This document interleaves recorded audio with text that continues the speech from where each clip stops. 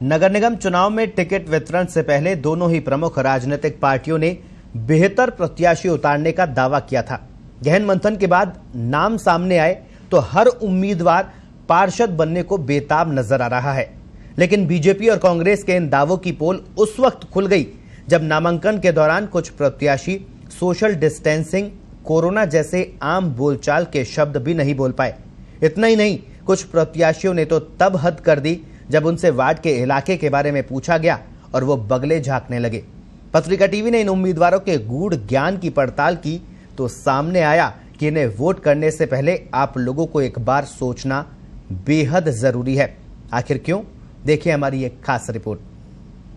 यहाँ पे नागरिकता की जो मुद्दे हैं उनको उठाना है। आपके वार्ड में कौन कौन सा एरिया आ जाता है?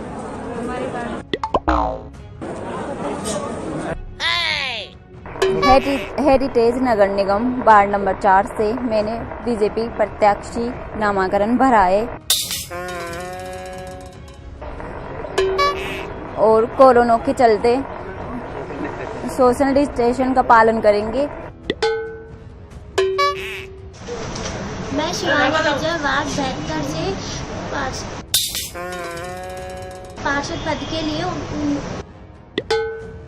निर्दलीय उम्मीदवार के लिए खड़ी हुई हूँ और मेरी 5 साल से जो भी समस्या हो रही है, जैसे गंदगी और कूड़ा,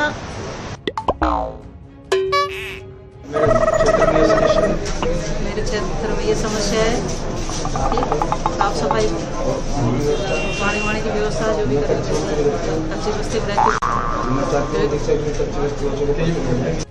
सुन रहे हैं आप, ये तमाम वो नेताजी हैं जो शहरी सरकार में आपके वार्ड का प्रतिनिधित्व करेंगे। ये तमाम वो नेताजी हैं जो राजनीति की पहली सीढ़ी यानी पार्षद बनने को आतुर हैं। और ये तमाम वो राजनेता हैं जिन्हें ये भी नहीं पता कि वो पार्षद क्यों बनना चाहते हैं।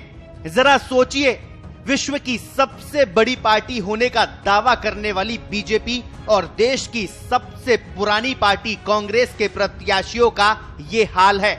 इनसे ठीक ढंग से सोशल डिस्टेंसिंग भी नहीं बोला जा रहा और ना ही वैश्विक महामारी कोरोना का नाम ये ठीक से ले पा रहे हैं। और तो और इन्हें ये भी नहीं पता कि वार्ड में क्या समस्याएं हैं, क्या मुद्दे हैं और जनता क्यों इन्हें पार्षद चुनने के लिए वोट करे। एक बार फिर से सुनिए नेताजी का गूढ़ ज्ञान कितना है।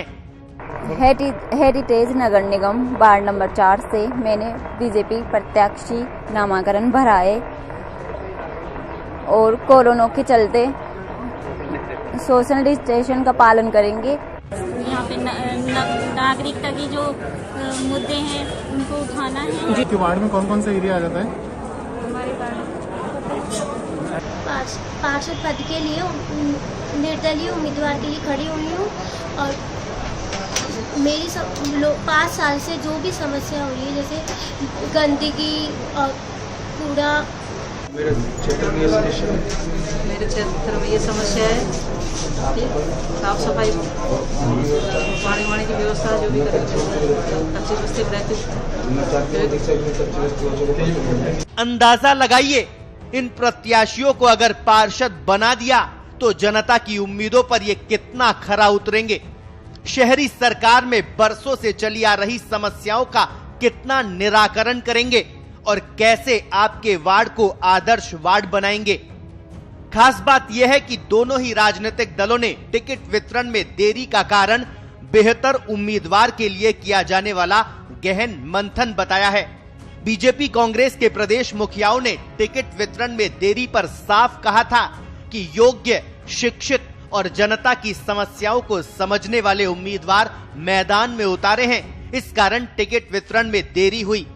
अब इनके समुद्र मंथन से जो अमृत निकल रहा है उसकी तस्वीर आपके सामने है। ऐसे में सवाल ये, क्यों राजनीतिक दलों की कथनी और करनी में अंतर आने लगा है। सवाल ये भी कि कांग्रेस बीजेपी को इन नेताओं में ऐसी क्या प्रतिभा दिखी कि इन्हें जनता का प्रतिनिधि चुनने के लिए मैदान में उतार दिया। हालांकि ऐसा नहीं है कि सभी प्रत्याशी ऐसे हैं। कुछ प्रत्याशी ऐसे भी हैं जो पीएचडी समेत अन्य प्रोफेशनल डिग्रीधारी भी हैं। बहरहाल नामांकन वापसी का समय खत्म होने के साथ ही निगम चुनाव की तस्वीर अब पूरी तरह साफ हो गई है। दोनों ही दलों के कई बागी चुनावी मैदान में डटे हुए हैं, जो पार्टी उम्मीदवारों की नींद उड़ा रहे हैं। कुछ वार्डों में तो बागी इतने मजबूत हैं कि पार्टी प्रत्याशियों के जीत के सपने पर पानी फेर रहे हैं। चुनावी तारीख नजदीक आने के साथ ही प्रमुख राजनीतिक दल भारतीय जनता पार्टी और कांग्रेस के साथ दूसरे उम्मीदवार भी वोट मांगने आपके दर पर भी आएंगे। शहरी सरकार में शामिल होने की खातिर कुछ उम्मीदवार तो 5 साल में पहली और आखिरी बार ही आपके घर तक होंगे। बाद में तो इन्हें तलाशना होगा। जो मैदान में हैं, वो एक दूसरे को कमतर बताएंगे। चरित्र हनन के प्रयास भी कम नहीं होने वाले। यहाँ ध्यान देने वाली बात यह है कि दोनों ही प्रमुख पार्टियों के उम्मीदवार आपने नहीं, विधायकों और हारे हुए विधायक उम्मीदवारों ने तय किए हैं। ज्यादातर वार्ड भी नए हैं और उम्मीदवार भी। पुरानों ने आपके इलाके में कोई काम किया या नहीं, इसका हिसाब जरूर लें। टूटी सड़कें, उजड़े पार्क और कचरे के ढेर तक वोट मांगने वालों को जरूर ले जाएं। आज उम्मीदवारों के प्रचार में जो बढ़ चढ़कर मंचासीन हो रहे हैं, उनको भी पहचानें। दोनों ही दलों के उम्मीदवार अपनों का ही विरोध झेल रहे हैं। इसका बड़ा कारण जनता से पूरे 5 साल बनाकर रखी गई दूरियां ही है।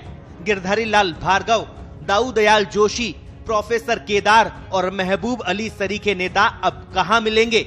हाँ, वोट मांगते वक्त जरूर अपने बहरूपीय स्वभाव के मुताबिक ये उम्मीदवार तमाम लटके झटके दिखाएंगे। खुद की तारीफों के पुल ऐसे बांधेंगे जैसे वे नहीं होते तो हम यानी आम जनता पता नहीं कहां होते। सत्ता किसे नहीं चाहिए?